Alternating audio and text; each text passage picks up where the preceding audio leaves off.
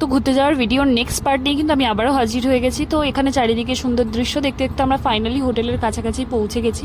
আর হোটেলে গিয়েই তো সমস্ত জিনিস লন্ডভন্ড করে রেখে কোনো মতে প্রচণ্ড খিদে পেয়েছিল।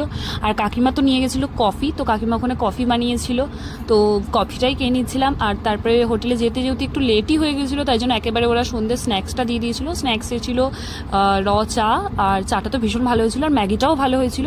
কিন্তু ওরা ভেজ পকোড়া বলে এখানে তো পেঁয়াজি খাইয়ে দিয়েছিল। তো যাই হোক, তারপরে সন্ধ্যেবেলায় রেডি হয়ে আমরা সবাই মিলে চলে গেছিলাম মার্কেটে। তো এখানে আমরা সবাই যাচ্ছি, এখানে তো কাকিমাও হাঁপিয়ে যাচ্ছে আর আমিও তো হাঁপিয়ে যাচ্ছি সিঁড়ি ঠেঙাতে ঠেঙাতে, প্রচুর সিঁড়ি ছিল। তো ফাইনালি মার্কেটে পৌঁছালাম, টুকটাক সবাই ঘুরলাম, কিছু কেনাকাটা করলাম। মাঝে তো চলে এসেছিলো খুব জোরে বৃষ্টি, অনেকে ছাতা নিয়ে গেছিলো, আমরা তো ছাতা নিয়েও যাইনি, চরম ভেজা ভিজেছি এই বৃষ্টির মধ্যে। তো যাই হোক, ফাইনালি কেনাকাটা করে আমরা কিন্তু হোটেলে চলে এলাম আবারও।